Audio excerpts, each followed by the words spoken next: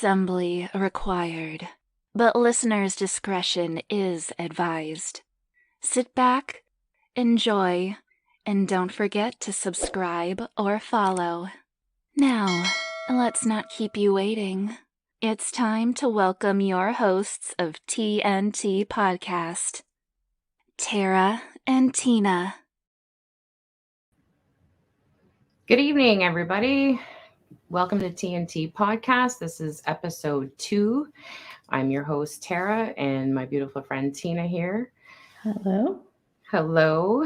So tonight we've got a special guest, our good friend Gary Rhudy out of Delaware, and he's going to help us go over some of the drag racing basics just go over everything with us. And I'm just going to bring him on. Welcome, Gary. Howdy. Deep G. How's it going? It's going good. Good stuff. Well, welcome to the show. Yeah, I hear you guys are the States is getting a lot of snow. It's gonna be interesting for sure, this one. Yeah. My sister's in Indiana and it's shut down there for sure. Yeah. So let's get started. Actually, Gary, why don't you just talk a bit about yourself, introduce yourself, and a little bit about what you do.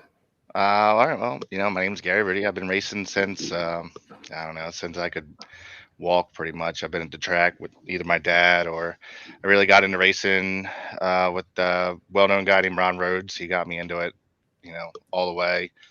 He's actually 75 racer and, been bracket racing since, 16 and moved up, did some heads up stuff and treated me shootout stuff. And, just been doing this long time now. I've segued over to the tuning aspect and that whole ordeal, so we're covering it all pretty much now and just having fun with it.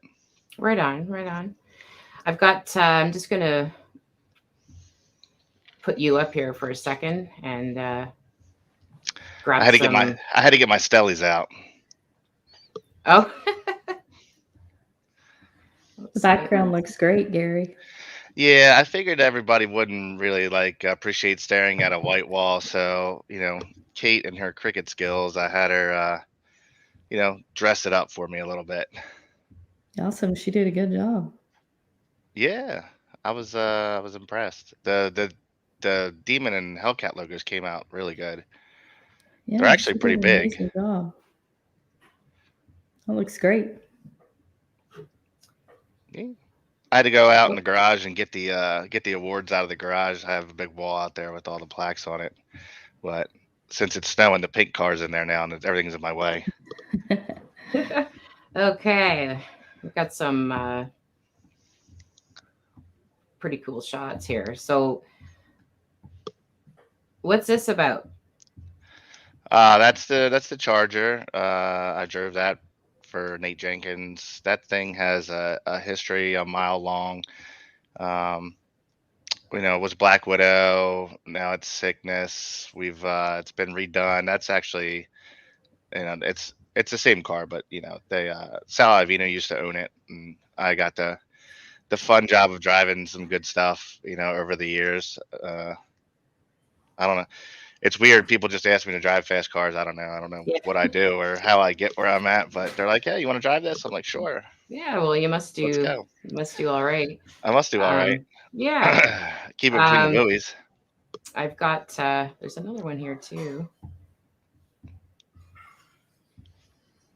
And this is somewhere else. This is a really this is a cool shot. Yeah, that's at Yellow Bullet. That's the year we ran the Magnum and 850 Index. And we had a lot of fun with that car. It's actually getting redone now and will be a lot faster. Yeah, that's cool. So for, the folks out there that, haven't done drag racing before or know much about it, basically we start with the track, right? Yeah. The track is, 1,320 feet. Yes, or it could be, 660 feet, depending on what your what kind of racing you're doing. A lot of the big money bracket races nowadays have gone to what's it called, to 8th mile racing. But a lot of the stuff that we do is quarter mile still, like in MSHS and stuff like that. Uh oh, did you Okay. unplug me? Oh, nope. Are you here? I don't know what my camera's doing. It's doing something. Oh, There there we you go. are. Is that Okay. working? Yep. All right. There you go. I don't know. Sorry. Must be. Okay. I'm blaming it on the snow. We'll blame it on the snow. Yeah, we Um, could blame it on the snow. but like, if you watch some of the bracket races now on TV, on the live stuff, Motor Mania, Flow Racing, a couple other little programs have them depending on where they're at. A lot of their stuff is 8th mile. Right. So Right. it's segueing over to that, but yeah. So the track's 1,320 feet normally is what you 1,000 feet for NHRA if you're watching Top Fuel or Funny Car, stuff like that. And so there's all kinds of different ways to do it. Some of the junior dragsters actually Here, I'm have just going to show a quick picture of there you the go. front of the track there. Yeah, yeah. Like our junior dragster program, they actually have a class called Outlaw 330 where they only race to 330 feet. So Right. it's like the timing system as a whole is it's capable of doing a lot of things, and it makes a lot of things fun. Right, right. Now the track prep is really important. Well, everything How everything's important is that? Track prep is important for most cars. I mean, it's funny because when you get in the bracket race programs and like some of the divisions, NHRA divisions, like they don't really, their prep is prep, but like a radial prep is different than a slick track prep, and then a bracket prep is different than those other two. They do certain levels of prep based on their the bulk of the cars, I guess you could say, that are Right. currently racing in that event. I'd got say majority we race on radial prep. Is what most of the stuff I race on, at least. Right.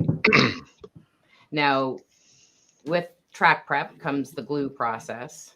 Well, the glue process has been changing lately. I've seen them. Been seeing them light it on fire a lot lately, especially when it gets cold, which is interesting.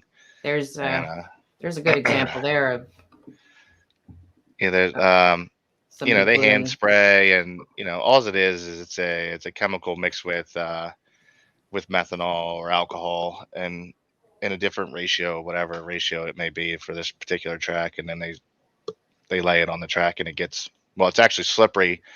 It's very slippery at first, and then it gets really tacky. So if you ever seen somebody fall on a live feed, like try to run across the track after they spray it, it's like an ice skating rink. Like Yes. it's really slippery. I've seen a couple people fall, and it's actually funny, but it's not. But then it's a glue trap, after that. Yeah, exactly. Right. No, also too, we all have to have a particular type of tire to go to the track, right? Well, not always. It depends. You get Friday nights at some of these local tracks where it's just some. Yeah, they do the test and tune stuff. Some local and diesel truck with big mud tires, and he's up there, tearing up everything. But it's, if you're gonna go to the track and you're gonna have a good experience, you should buy the proper tires. Maybe like a drag radial or a nice, like a street tire. I don't know what everybody's using now. I think what the Arturos used to be the thing on the Hellcats, and now the Nittos and Nittos. Yes. Yeah. So yeah, if you're gonna go to the track, at least invest in them. Yeah, exactly. I've got Mickey Thompson for myself. Tina, what do you have? I have Mickey Thompson now. Yeah. I had Nittos because we had issues finding Mickey Thompson at the time. But right. I'm just going to. Everybody had problems finding tires there for a while. Right. Yeah. It took half of the. Well, I only had them for like the last race, I think, Gary. I can't remember. We couldn't find Mickey Thompson's forever. Yeah, I know we had problems getting them for Kate's car at one point, the 17s. And then we ended up finding those actually locally. The guy had a set sitting in the back, but if you ordered them from Mickey Thompson or whatever, it was 6 to 8 weeks out. Right. Took a while. It took a while, and people are still having trouble getting them. Yes. I know they're stocking up now since race season's coming. I know So it's here's something. here's an example of what a drag radial looks like. Hmm. They obviously look different than the slick tire. I mean, that's maybe Gary, if you want to just explain the difference between the two. I've had both, but I know that the Hellcat, I had to get rid of those slicks. They were no good for the Hellcat, so I had to go to the drag radials. But Yeah, I mean, a slick is going to be a different rubber compound. They're made differently internally. They're going to have wrinkle sidewalls, so they're going to be stiffer, or the radial's stiffer than the slick. So it'll wrinkle less than a slick will, and then uh, the slick is made for more. I don't know. They use them in no prep now. They're not really people more. They use the radial more. Your car's faster on radials too. yeah. I mean, somebody said it was like going down the track on a bunch of balloons with slicks on with a Hellcat. They wiggle. You feel it in the seat, and it's if you've never had slicks going that fast, it's an unnerving feeling. Like, it actually feels like you're spinning, but you're not. That's the sidewalls flexing, and if you never experienced it before, you would. I mean, it would make you nervous if you didn't know what it was. Yeah, for sure. Yeah, I had them on the RT, which didn't have that much power, so they worked well. Worked well for that car, but conditions are a big deal too, the weather and Oh, we love the weather. yeah. we love weather, especially in the bracket program. I mean, I've seen things, weather can change a car 4 or 5 numbers either way in between rounds. I mean, something as simple as a rogue wind will get you at the end of the track, and you could lose a race. But everybody loves the mine shaft there. That's why we have the test and tunes at the end of the year. Cecil does a lot of them where it's just basically an 8-hour rental, and you just get down there and make hero passes in negative DA. Then we go to places like when we went to Texas. Texas was like 4,000 above sea level positive air. I think Kentucky was the worst. I mean, this year I've never seen air like that ever. It was like soup. Like, you would just walk around and you would just get wet because it was so humidity, and it was just nasty. Right. I think everybody's car was slow. I mean, I know your Tina was slow, and then I know Chris's car slowed down a whole bunch. Like, it slowed down a lot. Yeah. Detroit was pretty bad as well. Yeah. Yeah, it was so hot there. That track's not very Which one? sun friendly. Lapeer. Lapeer. Right. Yeah. Yeah. But there was really narrow walls. Yeah. Walls. Yeah, I remember. And the storage containers now. Yeah. That's right. Yeah. Yeah. I love the storage containers. So talk about DA a little bit, Gary. Maybe explain like how important that is with it. The lower the DA, the faster your car goes. It's it'll process the air better, especially with a supercharged car. Supercharged cars don't like water grains, so if the air is crisp and cold, it'll process that faster, and it'll make more horsepower. I mean, on a blower setup with negative DA, you could pick up a tenth or better, depending on just how low the air will go. I mean, I think some of the events at the end of the year at Cecil, we were like a negative 1,000, and that's pretty decent for Cecil. But you'll get all your best times in negative DA for sure. But the consistency is what you're like, especially with bracket racing. You want to pay attention to that stuff and record it, and make sure you know what it does to your car. You know how the weather changes, and then that'll change your ET. But heads up stuff isn't so bad. And then, like with the Hemi cars, a lot of us love to use the boost and juice, and then we make our own atmosphere anyway inside the motor with the nitrous. Right. I don't go near the nitrous myself. I have no interest.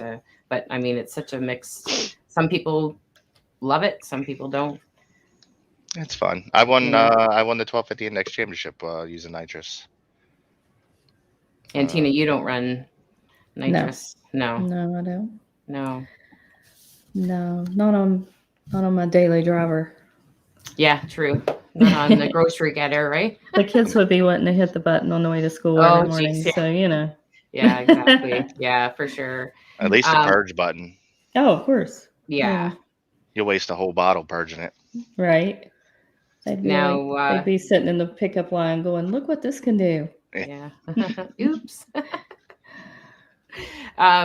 Safety is a big deal with drag racing. Safety is 100%. And we did have a different rule change this year, but I'm just going to bring up to show people, a roll cage is required, at a certain speed, parachutes, everything else. So if you want to just maybe start with a roll cage, and I'll bring up a picture for people to have a look and see. Yeah, the normal, progression of safety is, it's all this, it's generally the same. At 11, like for the older cars, 1149, you got to have seatbelts and a basic cage, and then you get a little faster. And 999, you need and like an 850 certified cage. That one looks like a 25.3 or something like that, because it's got to cut the bar doors or the doors in the bar, or yeah, you know what I'm saying. But so then after that, you're gonna need a license, and then pants, jacket, helmet. Oh yeah, make sure everybody checks their helmets this year. I think the 12s are coming up, or they're not the 12s, the 17s. Yeah, the 15s are 15s. It's 15 or 12. Yeah. So Mhm. helmets expire, if you Right. don't know, which it's Yep. weird. I mean, you basically wear it, you put it back in the bag, and never. I don't know, but seatbelts expire. The seatbelts have That's right. SFI dates on them. Your neck collar expires too, which I didn't know until I actually had to buy one, and then I realized it had a date on it. And then stuff like that. You got to have this roll cage certified every so often. Parachutes 150 miles an hour. What else is there? Yeah. So just give me 1 second here. I do want to bring up a picture here of so the parachute. So one parachute. We love parachutes. Oh, actually, that's really close up. So Yeah, you get the idea. I'm not going to bother with that one. Parachutes are great.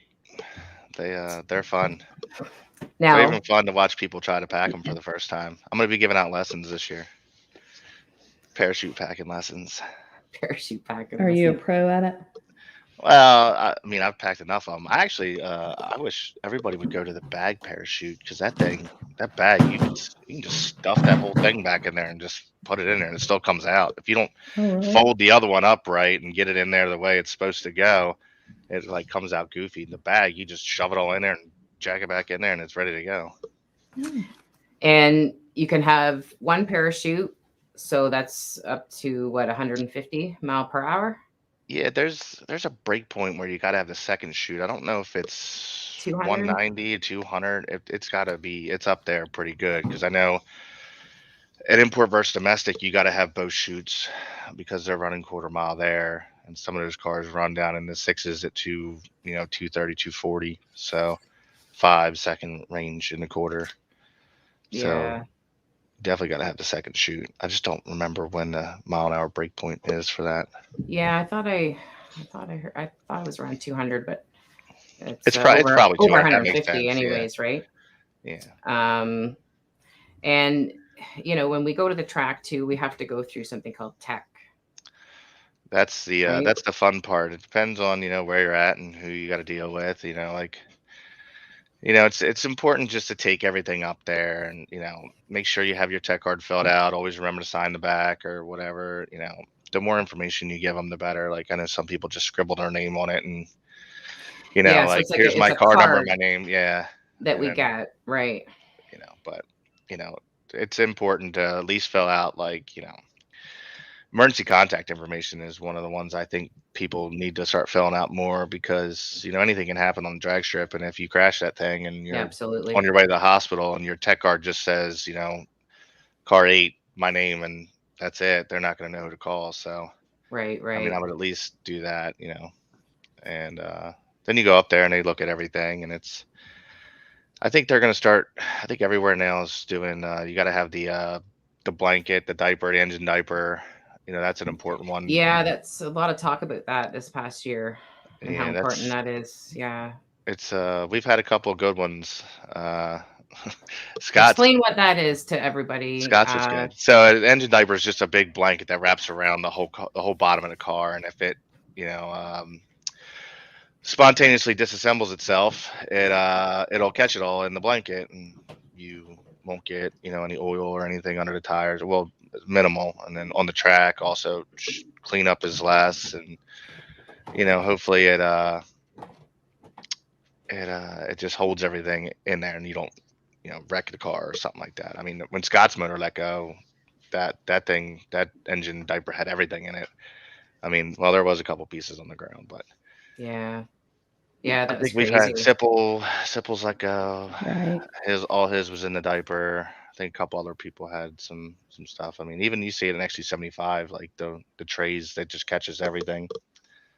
Yeah, yeah. Well, that's good. I mean, yeah, safety, all that stuff is really, really important when you're drag racing. Now, lights. The Uh, lights. we should talk about these pretty lights, and there's 2 different types of lights.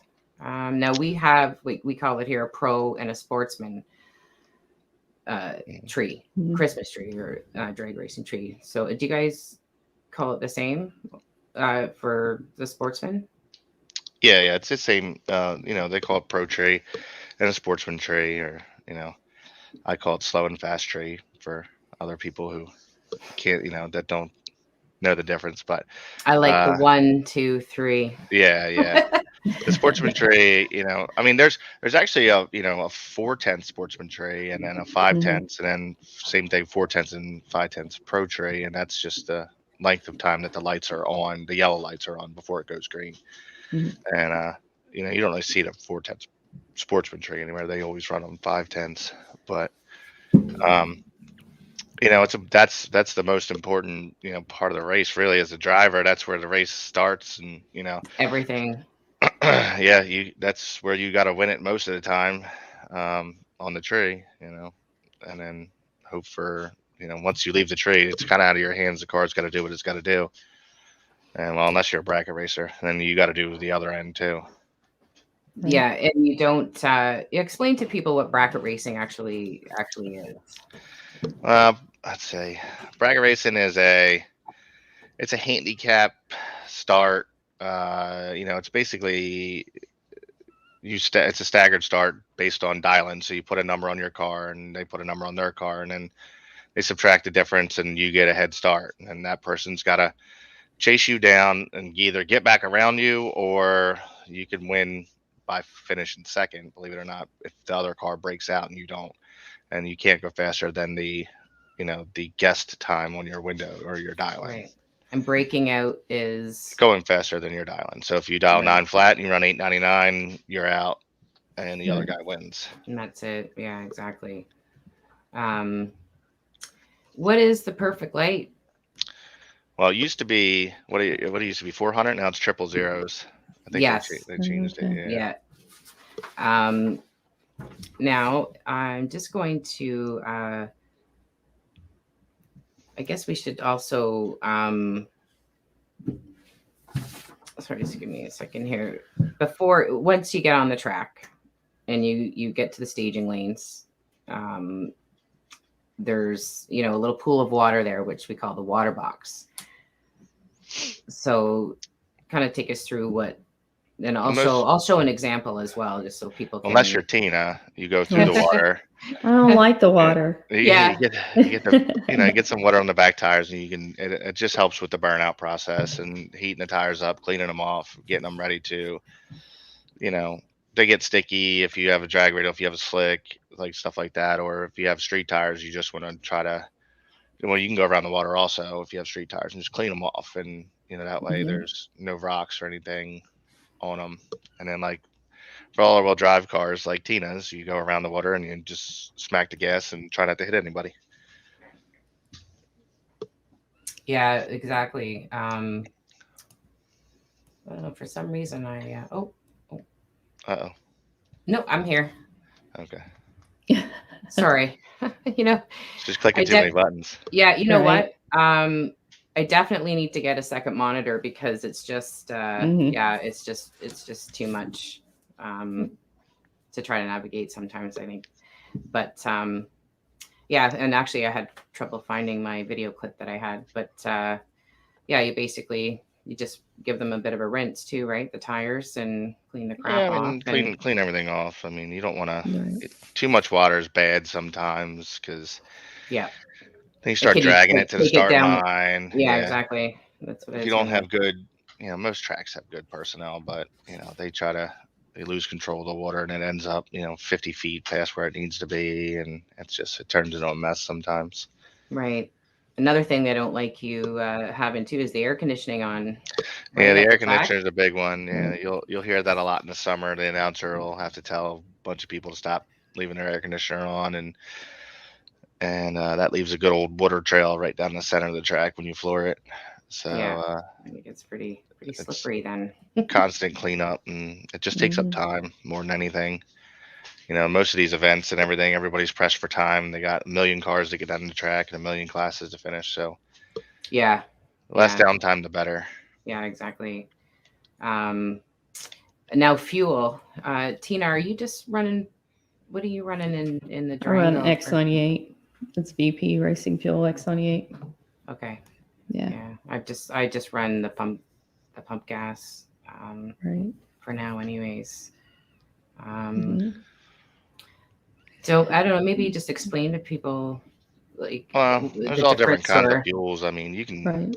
if you look at like a lot of the cars, Hellcats, they love the 85. Right. Uh, like somebody like John Reed's car, or I think Dan's car runs off of methanol now too.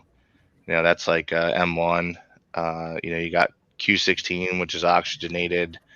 You got C, you got MS-109, which we put in Kate's car, which is like just a higher octane unleaded fuel. And then you got guys that run on pump gas, just right out of the old pump. So there's a I don't know, there's a bunch of fuels. Right. It just depends on what your tuner's comfortable with, and what's local to you. I mean, I know sometimes I think Canadians have a hard time getting Q up there. I know Mm, Greg Davies usually picks up a bunch of stuff from me yeah, every time he comes down here. yeah. It's not that Mhm. easy to get here. I don't think. Let's just,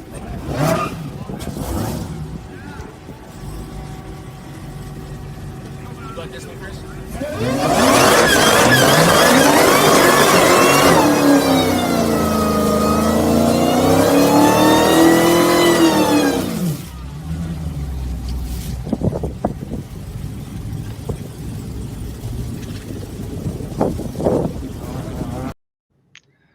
yeah. Wow, So that's a little example of it of scared a me. I was like, "Whoa, What scared you. happened? what happened?" My, being a Yeah. headphones, it was loud. Oh, was it super loud? Sorry Yeah, it was about all that. right. um, I've actually got a really cool video clip of Leon Epling, a friend of ours, the inside of his car going down the track. So I just want to, and for anybody just listening, I'm just showing the.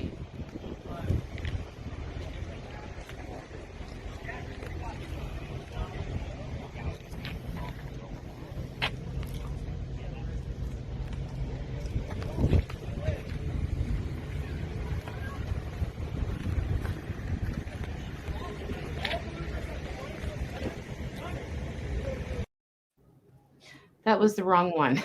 That was just showing the parachute on the back and the inside of. I don't know why my camera keeps freezing. But oh, are you frozen there? Yep. Looks like Yeah. he is. I don't know. What's going on? I can hear. It's We the can snow, hear. Gary. We can I hear don't you. know. It's weird. Yeah. I Let don't know why me. my camera keeps freezing up. I don't know if you paused me or hello. No. No. All right. I think you're still there. Yeah, I'm still here, but I don't know why it's freezing. I don't know. I'm just going to. In the meantime, here, I found what I wanted to show. Okay.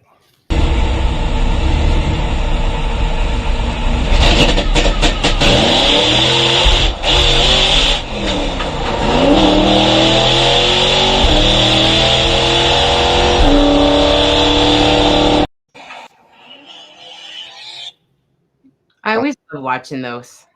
There you There we are. go. There you go. You're not frozen. You're moving, and I don't know. It keeps changing. The studio thing keeps changing the settings on the cameras. okay, It's weird. okay. So, Gary, are you building a car this year, or just Kate's car? We're just gonna do Kate's car this year. We might not even do Right. Kate's car at all. I mean, we need to go back to like basics with that program and start getting to track more so she can practice. Like we don't really get to go to test and tunes, and I think it's she's out of practice and stuff like that. So I think going back and starting over and resetting everything, it'll be better. We just show up at events and Okay. we haven't raced in months and months and months, and I just throw her in the car and say, "Here, go have fun," So Right. Just go have fun. Right. yeah, Yeah, exactly. But no you're car for helping me. Yeah, you're helping a few teams though, right, Gary? Yeah, I'll be super busy this year, and hopefully even busier. But Chris is a full time. The leg maker team is like a full time thing now. That car it needs to be turned around every lap, and we got to pull data and look at this because we're running a very competitive 850 series. So you can't be, you can't be, you know, 52 is no good. You need to be 50 every pass. You need to be right there every pass. So I mean, we learned that at Yellow Bolt this year when we missed the field by 3 thou. In one of the tightest fields in Yellow Bolt history for 850 index. There was 80 cars, and I think the top of the cut, which was 32, was 51 with a 9. So when you were looking to be 850. So Okay. Tina, have you ever heard of that Yellow Bullet event that or gone to it at all that Gary's talking about? I have not until Gary went this year. Okay. I saw them posting about it. It's a pretty cool event, right, Gary? Yellow Bolt's a good It one. was huge, wasn't it? It's very big. It's Okay. very big. I mean, if they do the full Yellow Bolt, which would include sportsman classes, you'll get, there'll be 500, 600, 700 cars there, and Wow. 100,000 people, and you're there for. It's like it feels like a month. You're there for. You start on parking on Wednesday. You don't get. There's testing Thursday, Friday. Qualifying, and then the event, and you're just. It's some of these events are just crazy. Like import versus domestic is the same way. That's like a 4-day event. Oh, And okay. you're there for so long. You just feel like you're like, man, is this event ever going to end? Yeah, it'd be a long time. Right. Because it's a lot of work. It You is. do a lot of work between rounds. Yeah. Are you helping anybody else out this year, or are you just full time with Chris? I'll be, I give everybody a hand. I try to, I'm a very, That's what I love open about all the person. drag racers. Yeah. I'll be helping, AJ and that squad up there, Mhm. Ken, Walter. I'll probably be helping Red Eye Racing this year for sure. Anybody who needs a hand, I just try to, if you call and Yeah. ask and I ain't got nothing else to do, I'm Yeah.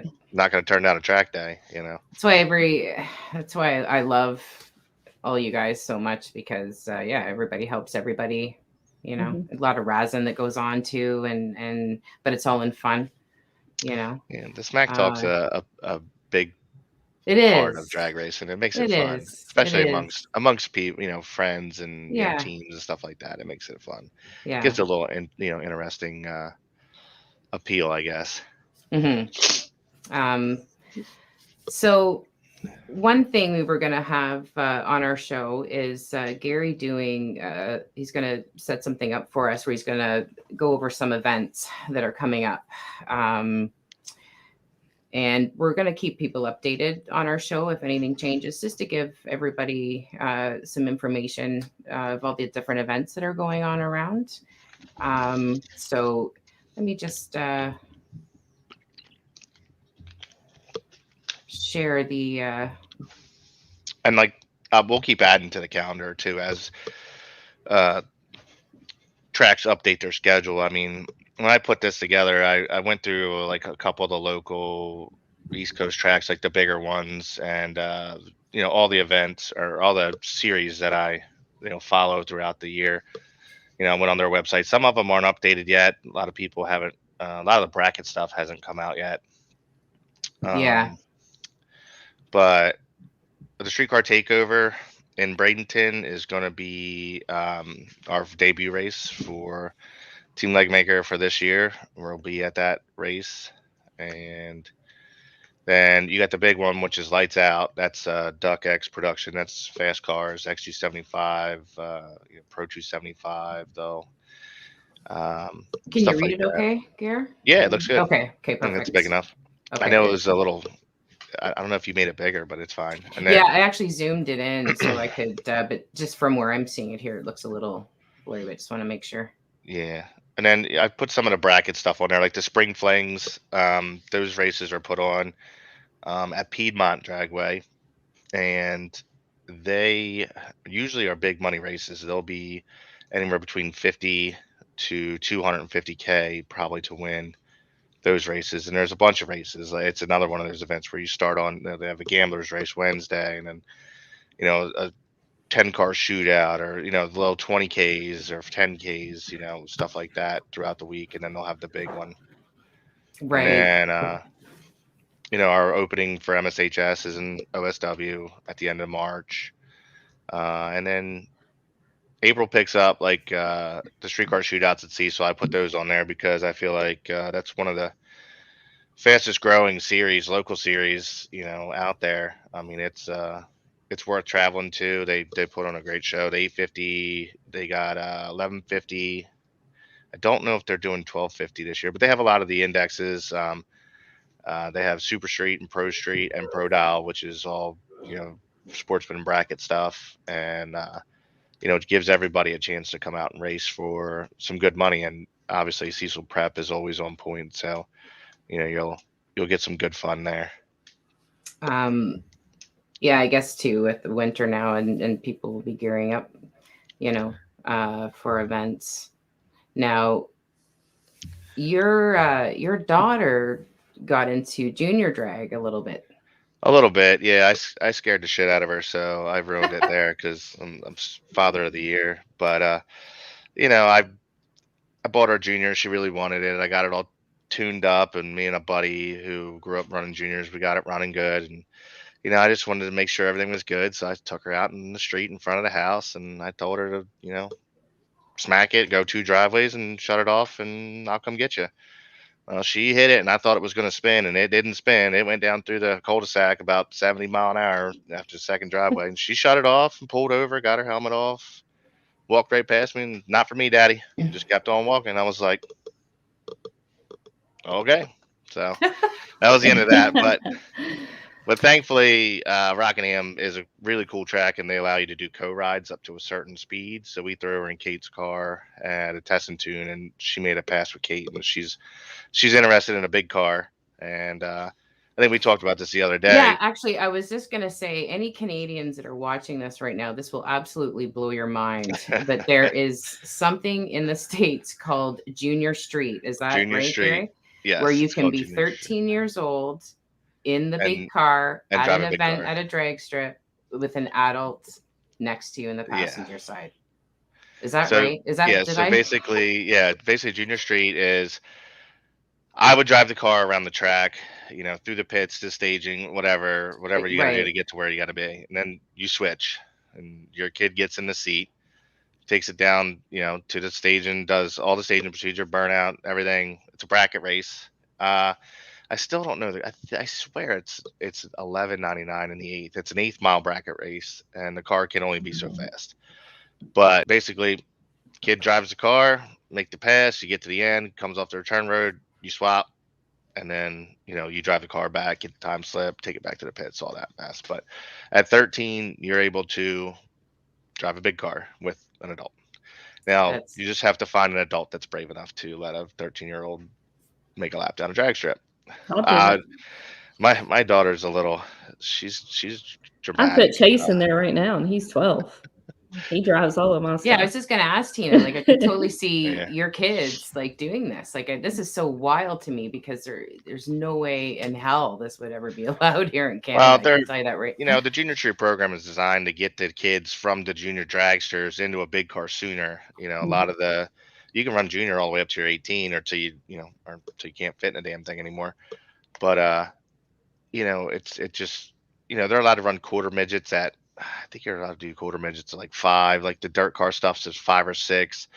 It used to be you had to be 9 to run junior dragsters to start juniors, and then when okay. NHRA found out that like, you could run dirt cars at 5 or 6, they lowered it to 5, and obviously they put ET restrictions on them, but they're if you have a parent that's into motorsports and they sink X amount of dollars in the dirt car stuff, and then they're not going to change it up at 9 if you want to go junior dragster racing. Most parents at least, but so I guess that's their way of competing with other children motorsports. Yeah, it's just wild to me. We do have junior drag here. Now you'd have to drive 2-3 hours to get to join the club and get out to the track as a junior. They do have it, but nothing like junior street. Like that just blows my Well, mind. the junior dragster program in the States is an incredible thing. I mean, there's hundreds and hundreds of kids that race, and if you go to a junior dragster event, I mean, they're packed. I mean, there's kids everywhere, and those little kids, they're competitive as hell. I mean, they are serious about it, and it's fun to watch them. It's I'm pretty sure it's NMCA. I think PDRA might have them too, but both NMCA and PDRA have junior dragster classes, and like when you watch on the live feed, you get to watch the juniors. They have I think PDRA has a 790 index juniors, What's which PDRA again? Just is pro. I think it's Pro Drag Racing Association. Oh, I It's see. a Okay. different event, or what's it, series. Right. What series does the junior street, Gary? NHRA, their Yeah. division, their division program. So it'll be at like your points races for division. I think you're division 1 too. You may be, you might be division 3. But each, all around the states we have divisions. Here in Cecil, we're division 1, and at the end of the year, you get to race against other tracks at bracket finals. Like this year's NHRA Sportsman Series is a lot of fun. You just got to commit to however many races that series has. You want to stay current in the points to get to do the fun stuff at the end of the year. Right. But junior dragsters, the 790, like I said, the 790 class of PDRA is super competitive. Those kids they're double O on the tree and dead on with some zeros down the bottom, and it's real fun to watch. It's amazing. I wish we had more of that here. You guys have so many opportunities over there. Even, the money that you talk about for these events is just incredible. Yeah. 4 times a year we run for $1 million in a bracket race. Like that's incredible. That is crazy. They're on I think Motor Mania covers them, and they're a long ass race. I mean, they start with 700 cars. You can double enter them. You get a buyback. It's like you got to bring a loan officer with you to these races to get through some of the entries. But in the end, it's $1 million. Yeah, so it's incredible. Okay. Now let's talk about wheelies for a second. Oh, they're a lot of fun. Yeah, I have yet to do a wheelie. But I would love to be a passenger going down the strip to do a wheelie. Do they slow you down? Yes. Your motion isn't going the proper orientation. Up and down isn't where you want to go. You want to go forward. They're fun to look at, but you end up having to pedal it, and it's a well, they say shift or lift, so you got two options: you shift or you lift, and then those don't work. Well, you're in Right. trouble then. I've But actually got they make for great pictures. well, Right. I've got a slow motion video that Leon was nice enough to let me show. So I'm just going to show that, and it's a slow motion of him doing a wheelie off the line.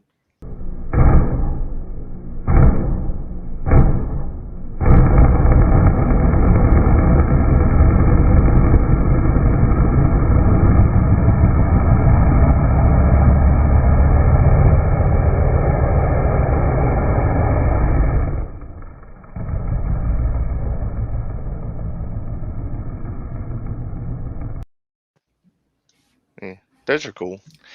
The slow motion It's makes pretty it cool, cooler. eh? It Yeah. does make it cool. Yeah. I mean, I've got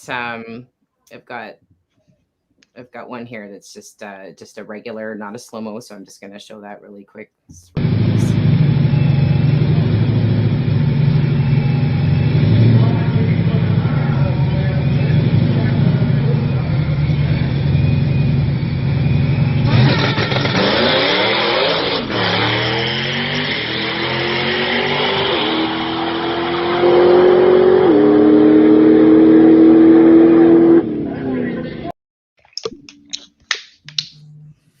Man, that car's loud. Isn't it? It's incredible, that car, and I hope to see it in person and get over to the U.S. Never seen it? definitely. Not in person. No, I Oh. haven't been lucky enough to. There was an event, I think 2 seasons ago in Kentucky that I was going to go down to my sister's, which is close by, and get to go to, where Leon was going to be. Actually, it was him and Jeff Turk. They were doing something, but I didn't get there. But yeah, someday for sure. It's on my list. Definitely. It's very well done. It's nice to look at. It's aesthetically pleasing. It's a show car. I mean, it's really well done. And I haven't seen it after the updates, but Yeah. I'm sure it's just as nice. And I'd love to have Leon and his boys on a show as well in the future. So I just want to mention too, before I forget, or just let everybody know, that January 20th will be our next live show, and we actually have a sexologist coming on. Her name is Dr. Jenny Schuyler. So everybody, please, tune into that. That should be interesting. Get some questions ready for her. And but I know, Gary, you wanted to actually take a second to mention something. Yes. That you have upcoming. Yeah. I've been doing this crew thing and helping people out. So I decided that I'm gonna make it a legit business, and we're basically gonna do. We can do anything. We can do like drag racing 101, like we just did with you guys. And if you're somebody that's afraid to race, or you don't want to go to the track and look stupid in front of everybody, or whatever it may have you, you've never ran before, I can go to the track with you and walk you basically through step 1 to 100, and and just help you learn to race. So there's no awkwardness. You get down the track, and then, as go as far as crewing for anybody with a pro car. Like if you need a guy for a day, I'm gonna have packages for that. Multi-day event packages, like a group rate for car clubs. Like if you have 4 guys that never raced before, they want to go to the track, we can go as a group. Do the whole walk you through everything as a group, and then you guys, most test and tunes will let you pair up with each other, and then you guys get to race each other. So it could be pretty much anything that has to do with support, or racing in general. I could do bracket stuff if you want to try bracket racing and want to learn that. I've taught many people how to do some bracket racing, and That's amazing. And I honestly, just thinking back when I first started, I had great support. But that's great, because I had so many questions. I was scared to death. I didn't know what I was doing. I mean, something like that. I mean, yeah, that's great. I would never even have thought of that, and that would have been something that I totally would have loved to have even more so. Yeah, that's great.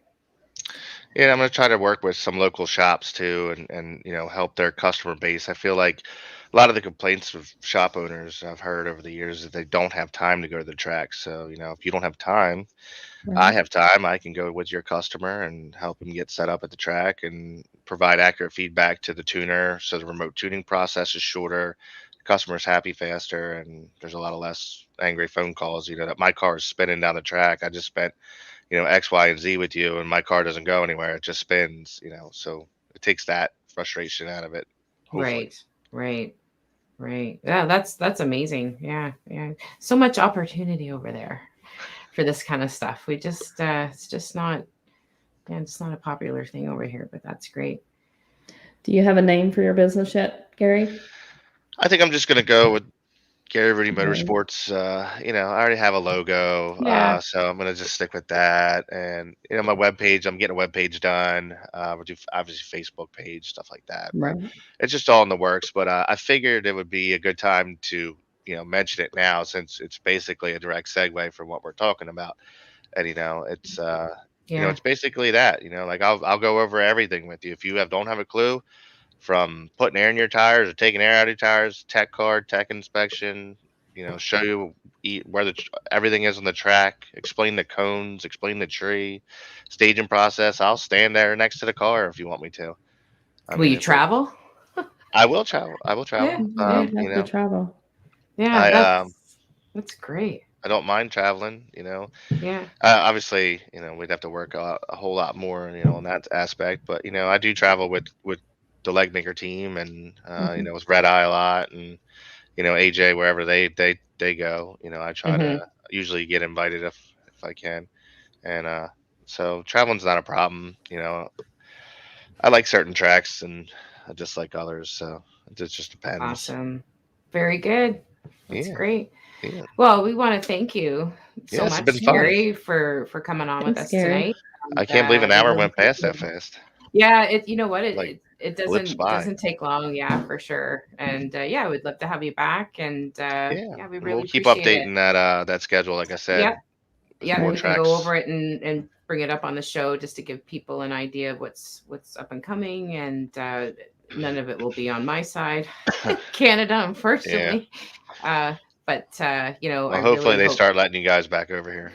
we can get over there. It's just it's the testing coming back that's a real pickle for us. Yeah, so let's hope that because I really want to get over there as much as I can this coming season, even if I don't have the car, just to come in and spectate, watch, Yeah.